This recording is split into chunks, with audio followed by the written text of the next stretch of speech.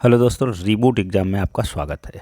आइए आज क्या है, हम कुछ महत्वपूर्ण प्रश्नों को देख लेते हैं जो कि प्रकाश से संबंधित है, मतलब प्रकाश के परावर्तन तथा अपवर्तन, जिसमें आप लेंस के और दर्पण के भी क्या है महत्वपूर्ण क्वेश्चंस पढ़ेंगे।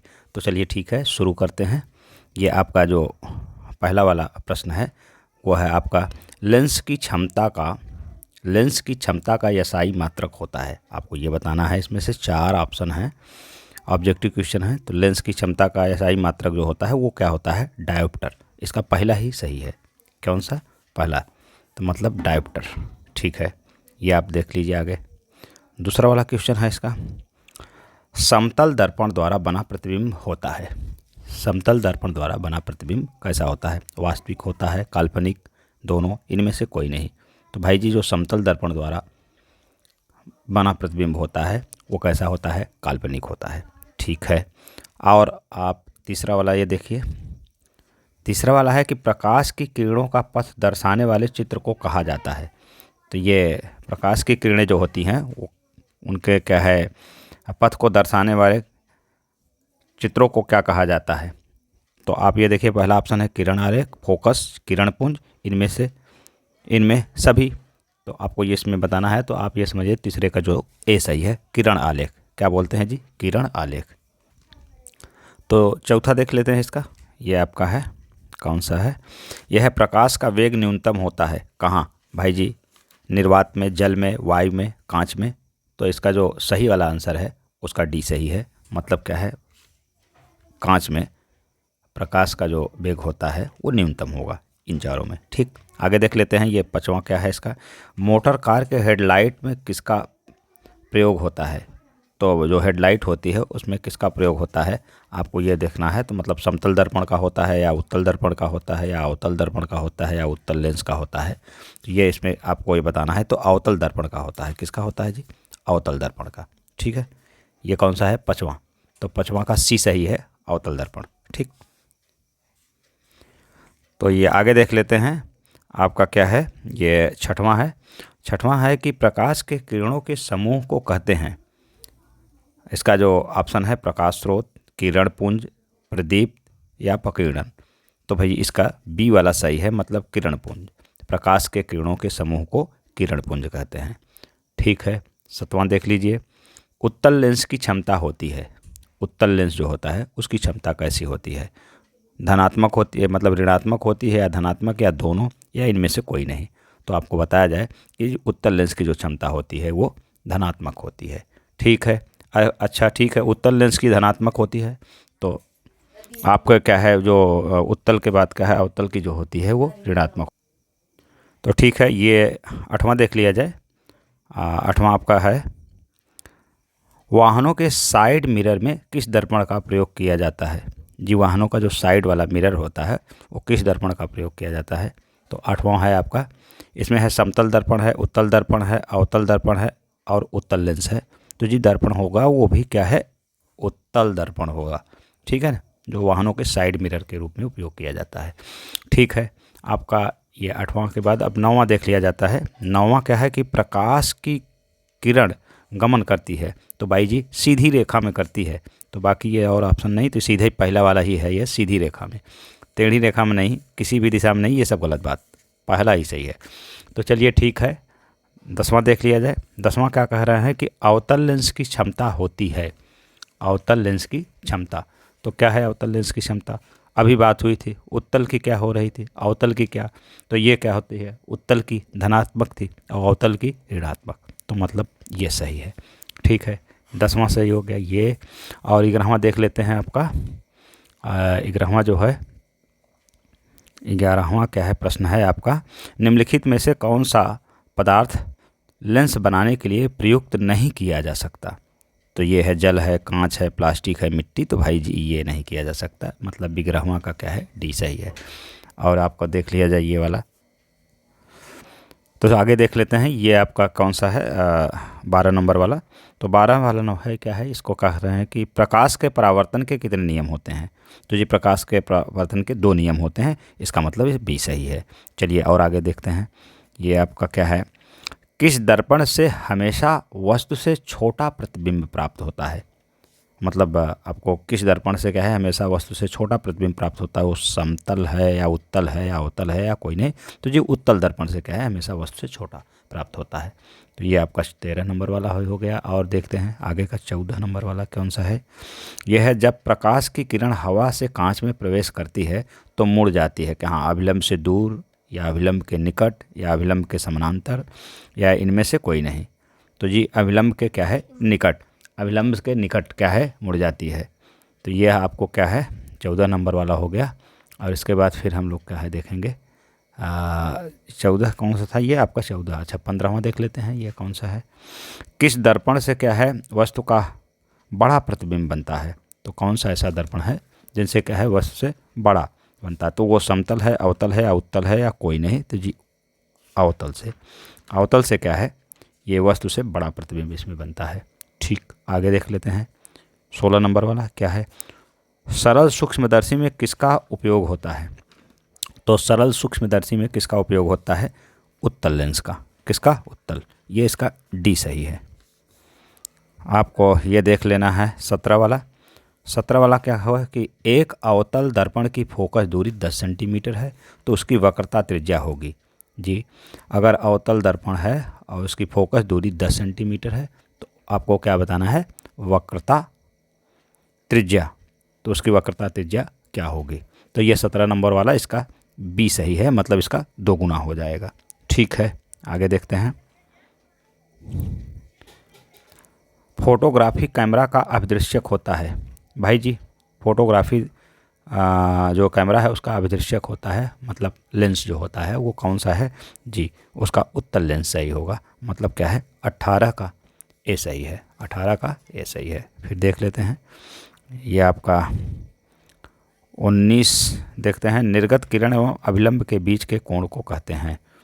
निर्गत किरण और अभिलंब के बीच के कोण को क्या कहते हैं, आपतन कोण, परावर्तन कोण, निर्गत कोण, इनमें से कोई नहीं जी, इसको निर्गत कोण बोलते हैं। तो सी सही है। ठीक, आगे देख लेते हैं। यह किस लेंस के द्वारा सिर्फ काल्पनिक प्रतिबिंब बनता है। किस लेंस के द्वारा हमको बताना है कि सिर्फ काल्पनिक प्रतिबिंब बनता है। आपको देखना है यह उत्तल है, अवतल है, वाई फोकल है, इनमें से कोई नहीं। तो आपको ये इसमें से देखना है। तो ये जो बी है इसका 20 का जो है बी सही है। ठीक है, तो उत्तल नहीं बल्कि अवतल। अवतल से क्या होता है सिर्फ काल्पनिक और क्या है प्रतिबिंब बनता है। यह है काल्पनिक प्रतिबिंब बनता है, बनता है। ठीक, आगे देखते हैं आपका ये कौन सा है नंबर की 21 वाला। जिस वस्तु से प्रकाश निकलता है उसे कहा जाता है, क्या कहते हैं, प्रकाश स्रोत, किरण पुंज, प्रतिदीप्तमान वस्तु, इनमें से कोई नहीं, जिसको प्रकाश स्रोत बोलेंगे, प्रकाश स्रोत। ठीक है, आगे देख लेते हैं। आगे का है ये आपका 22 वाला। लेंस के केंद्रीय बिंदु को कहते हैं। लेंस के केंद्रीय बिंदु को क्या कहते हैं, वक्रता केंद्र, प्रकाशिक केंद्र, द्वारक केंद्र, अक्ष केंद्र। तो जी आप ये समझ लीजिए केंद्रीय बिंदु को क्या कहते हैं जी, प्रकाशिक केंद्र। ठीक है, क्या बोलते हैं इसको, प्रकाशिक केंद्र। तो बी सही है। हाँ, तो ये देख लेते हैं क्या है जो 22 के बाद ये 23 वाला है। क्या है, कह रहा है कि लेंस के कितने वक्रता केंद्र होते हैं। तो लेंस के कितने वक्रता केंद्र होते हैं जी, ये क्या है इसके 2 हैं, 3, 1, 2 या 3। तो इसका पहला वाला ही सही है। लेंस के क्या है कुल 2 वक्रता केंद्र होते हैं। ठीक है, तो इसके बाद 24 देख लेते हैं। ये नंबर वाला 24 वाला क्या है, 2 पृष्ठों से घिरा हुआ कोई पारदर्शी माध्यम जिसका एक या दोनों पृष्ठ गोली हो कहलाता है लेंस, दर्पण, वक्रता या वक्रित। तो ये इसका भी क्या है पहला ही सही है, उसको लेंस कहते हैं। मतलब 2 पृष्ठों से घिरा हुआ कोई पारदर्शी जिसका क्या है एक या दोनों पृष्ठ गोली हो तो वो कहलाता है जी लेंस। चलिए ठीक है, आप आगे देखिए 25 वाला। 25 वाला है कि टार्च एवं वाहनों के लाइट मतलब हेडलाइट में किस दर्पण का प्रयोग किया जाता है। तो जी अभी क्या है इस पर चर्चा हुई थी शायद ऊपर, लेकिन यहाँ टार्च भी है और टार्च वाहन दोनों की बात की जाए तो इसमें क्या है अवतल दर्पण लगा होता है। ठीक है, अवतल दर्पण। तो ये 25 का जो है ए वाला सही है। ठीक, अब ये देख लिया जाए आगे आपका 26 का। ये मतलब 26 वाला है। गोलीय दर्पण के ध्रुव तथा वक्रता त्रिज्या से गुजरने वाली सीधी रेखा को कहते हैं। तो ये इसका ऑप्शन है वक्रता केंद्र, मुख्य अक्ष, मुख्य ध्रुव या वक्रता त्रिज्या। तो जी इसका बी सही है, मतलब उसको क्या कहते हैं, मुख्य अक्ष। गोलीय दर्पण के ध्रुव तथा वक्रता त्रिज्या से गुजरने वाले कोई इसका गुजरने वाली सीधी रेखा को हम मुख्य अक्ष कहते हैं। तो आगे देख लेते हैं। ये वाला क्या है आपका 27 की गोलीय दर्पण के परावर्तक पृष्ठ के केंद्र को दर्पण का कहा जाता है। तो दर्पण का ध्रुव कहते हैं। गोलीय दर्पण के परावर्तक पृष्ठ के केंद्र को दर्पण का ध्रुव कहते हैं, मतलब इसका बी सही है। चलिए ठीक है, और देख लेते हैं आपका 28 नंबर। 28 का वाला क्या है आपका, ये वह गोलीय दर्पण जो बाहर की तरफ वक्रित हो कहलाता है। अवतल दर्पण, समतल दर्पण या उत्तल दर्पण, या इनमें से कोई नहीं। तो वह गोलीय दर्पण जो बाहर की तरफ वक्रित हो उसको बोलते हैं जी उत्तल दर्पण। क्या बोलते हैं, उत्तल दर्पण। तो मतलब 28 नंबर वाला का सी सही है। चलिए ठीक है, और देख लिया जाइए ये 29 अगला क्वेश्चन। गोलीय दर्पण का परावर्तक पृष्ठ वक्रित हो सकता है। गोलीय दर्पण का परावर्तक पृष्ठ वक्रित हो सकता है किधर, अंदर की ओर या बाहर की ओर, या अंदर या बाहर की ओर, या इनमें से कोई नहीं। तो ये जी गोलीय दर्पण का जो परावर्तक पृष्ठ है वह अंदर या बाहर की ओर वक्रित हो सकता है, अर्थात इसका कौन सा, ये तीसरा वाला, थर्ड वाला सही है। मतलब क्या है, अंदर या बाहर की ओर वक्रित हो सकता है। ठीक है, आगे का क्वेश्चन देख लेते हैं। तो जी आगे ये देख लेते हैं 30 वाला। जी ठीक है, ये तो 30वां क्वेश्चन हम देखते हैं। ये क्या है आपका कि प्रकाश का उदाहरण है। प्रकाश का उदाहरण है कौन सा, ध्वनि तरंग, विद्युत चुंबकीय तरंग या पराबैंगनी तरंग, या इनमें से कोई नहीं। तो जी प्रकाश का जो प्रकाश तरंग का उदाहरण है वो भी पराबैंगनी का। तो चलिए ठीक है, आगे देखते हैं। ये आपका है कौन सा, 31। एक उत्तल लेंस की फोकस दूरी 20 सेंटीमीटर है। लेंस की क्या है क्षमता होगी, उत्तल लेंस है तो इसकी क्या है फोकस दूरी 20 सेंटीमीटर है। तो कह रहे हैं लेंस की क्षमता क्या होगी, तो इसका क्या होगी +5 डायोप्टर, +5 डायोप्टर। ठीक, आगे देख लेते हैं। ये आपका कौन सा है कि 32। एक गोलीय दर्पण की वक्रता त्रिज्या 28 सेंटीमीटर, तो इसकी फोकस दूरी होगी 28 सेंटीमीटर या 40 या 14 सेंटीमीटर या क्या है 2 सेंटीमीटर। तो जी अगर इसकी वक्रता त्रिज्या 28 सेंटीमीटर है तो इसका क्या है फोकस दूरी जो होगी इसकी आधी होगी, मतलब ये सही है, मतलब सी सही है। ठीक है, 32 का सी सही है। 33 देख लेते हैं भैया।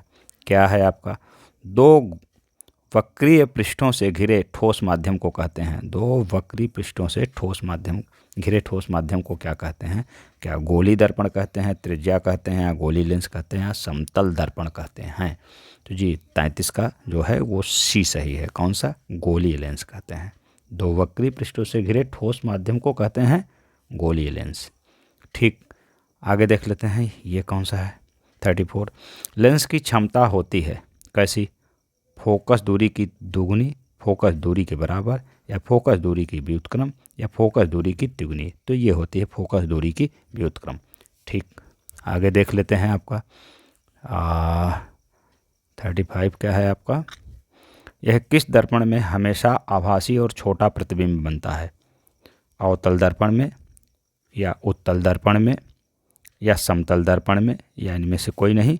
तो जी ठीक है, हमसे पूछा है कि किस दर्पण में हमेशा क्या है आभासी और छोटा प्रतिबिंब बनता है, तो इसका जो सही है वो आपका है उत्तल दर्पण, मतलब बी सही है। और आगे देख लेते हैं। ये 26 का है, किसी माध्यम के अपवर्तनांक का मान होता है भाई। तो ये क्या होता है, स्नेल का नियम है sin I/sin R, पहला ही सही है। ठीक, आगे देखते हैं। ये क्या है आपका 37 हमारे पास पड़ा है कि प्रकाश के परावर्तन के कितने नियम होते हैं। प्रकाश के परावर्तन के तो भाई जी इसके 2 नियम होते हैं। ठीक है, तो चलिए ठीक है, ये समाप्त होता है। अगले वीडियो में फिर से मिलते हैं जी, तब तक के लिए नमस्कार।